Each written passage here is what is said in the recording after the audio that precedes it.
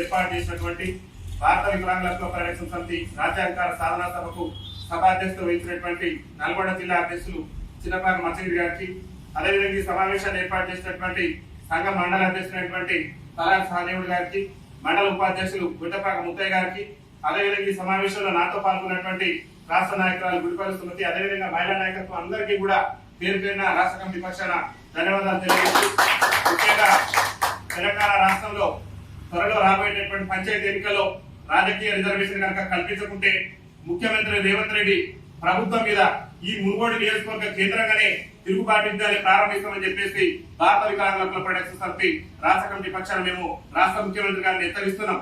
ముఖ్యంగా కాంగ్రెస్ పార్టీ ఎన్నికల మేనిఫెస్టోలో రేవంత్ రెడ్డి గారు కాంగ్రెస్ పార్టీ జాతీయ ఎన్నికల మేనిఫెస్టోలోనే కాంగ్రెస్ పార్టీ పెట్టింది.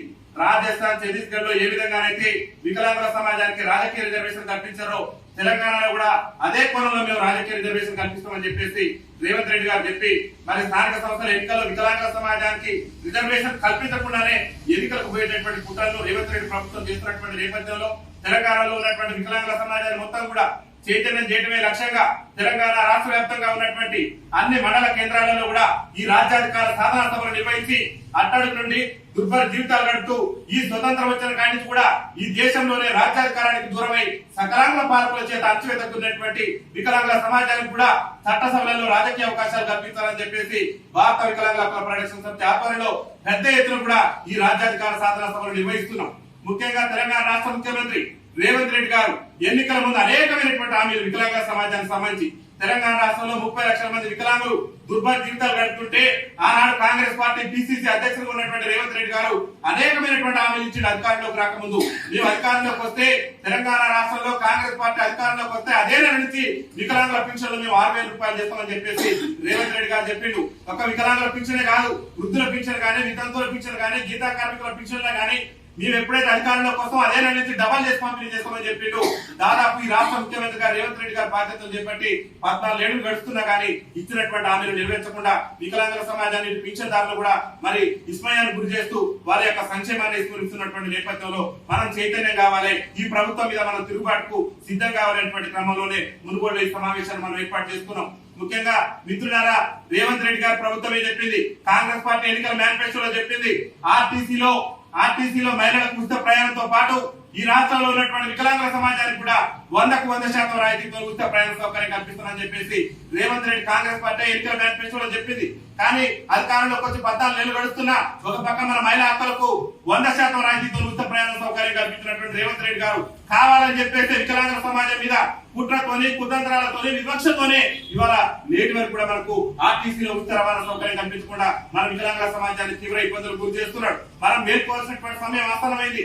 రేవంత్ రెడ్డి గారు చెప్పిన కాంగ్రెస్ పార్టీ ఎన్నికల మేనిఫెస్టోలో పెట్టిండు, ఏమని పెట్టిందంటే మేము అధికారంలోకి వస్తే వికలాంగుల సంక్షేమ శాఖను మహిళా శిశు సంక్షేమ శాఖ నుంచి వేరు చేసి ప్రత్యేక శాఖ కొనసాగిస్తామని చెప్పిండు.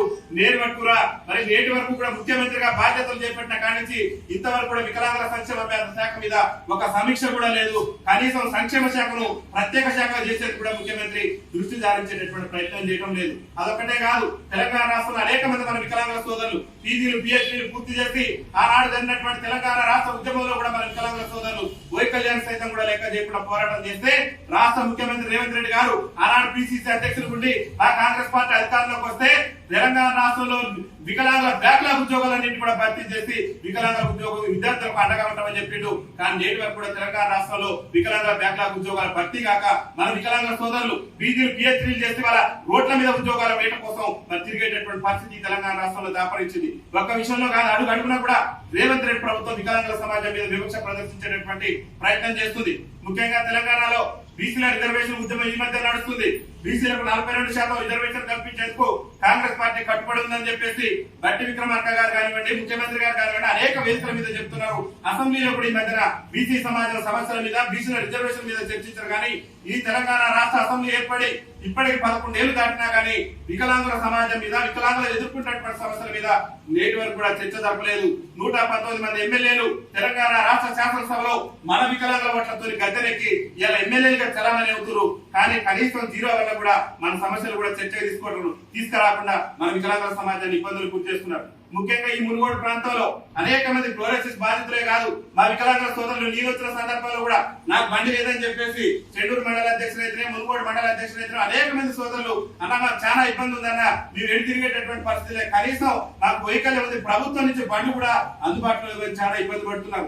ఈ నియోజకవర్గ ఎమ్మెల్యే గారు నడుతున్న రాజగోపాల్ రెడ్డి గారికి మీకు మంత్రి పదవి మీద ఎంతైతే ఆశ ఉన్నదో, ఆశ ఉండటం సంతోషమే, మీరు మంత్రి పదవి కోసం ఎంతైతే ఆశిస్తున్నారో ఇవాళ నీకు మా ఎమ్మెల్యే అనేటటువంటి పదవి కూడా మా వికలాంగుల సమాజం పెట్టినటువంటి భిక్ష. ఇవాళ వికలాంగుల సమాజం ఓట్లేస్తేనే రాజగోపాల్ రెడ్డి గారు వికలాంగుల సమాజం ఓట్లేస్తేనే రాజగోపాల్ రెడ్డి గారు తెలంగాణ అసెంబ్లీలో ఎమ్మెల్యేగా చలామణి అవుతున్నాడు. ఒక్క రాజగోపాల్ రెడ్డి గారే కాదు, 119 మంది ఎమ్మెల్యేలు గుండె మీద చేసుకో అని చెప్పండి, వికలాంగుల ఓట్లు లేకుండా ఏ ఎమ్మెల్యే కూడా తెలంగాణ రాష్ట్ర శాసనసభలో లేదు. రాజగోపాల్ రెడ్డి గారికి మంత్రి పదవి మీద ఉన్నటువంటి ఆశ ఈ మునుగోడు నియోజకవర్గంలో ఉన్నటువంటి వికలాంగుల సమస్యల మీద, వికలాంగుల జాతీయాల మీద ఉంటే ఖచ్చితంగా రాజగోపాల్ రెడ్డి గారికి మంత్రి పదవి కాదు ముఖ్యమంత్రి పదవి వచ్చేటటువంటి అవకాశం ఉంటుంది. ఎందుకంటే అక్కడ ఉన్నటువంటి సామాజిక వర్గం మీ ముఖ్యమంత్రి గారిని నిలదీయండి. మీరు ఎమ్మెల్యేగా ఉన్నారు కాబట్టి, ఈ మునుగోడు ప్రాంతం నుంచి శాసనసభ్యులు ఉన్నారు కాబట్టి మీ ముఖ్యమంత్రి గారు నిలదీయండి. ఆయా ముఖ్యమంత్రి గారు మీరు వికలాంగుల పింఛన్ల అధికారంలోకి వస్తే మన పార్టీ చెప్పింది 6,000 రూపాయలు చేస్తారని చెప్పేసి ఆ వికలాంగులు మీ నియోజకవర్గాలు పోతే తిరుగుబాటు చేస్తున్నారు మన పార్టీ మీద, మన మీద. అందుకని తక్షణమే వికలాంగుల పింఛన్లు పెట్టండి అని చెప్పేసి రాజగోపాల్ రెడ్డి గారు మీ ముఖ్యమంత్రి గారు నిలదీయండి. మా వికలాంగుల సమాజం ఈ మునుగోడు ప్రాంతంలో అల్లాడిపోతున్న అనేకమైనటువంటి సమస్యలతోని, ముఖ్యంగా మునుగోడులో ఉన్నటువంటి గ్రామ పంచాయతీలలో నేటి వరకు కూడా సకలాంగులే ఇవాళ సర్పంచులుగా, ఎంపీపీలుగా, జెడ్పీటీసీలుగా చలామణి అయ్యారు.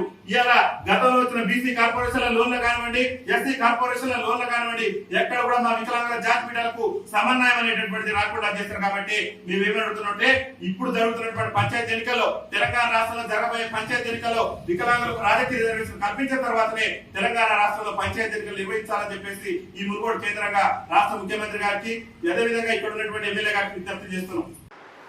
Hi, I'm here Lohit Kumar.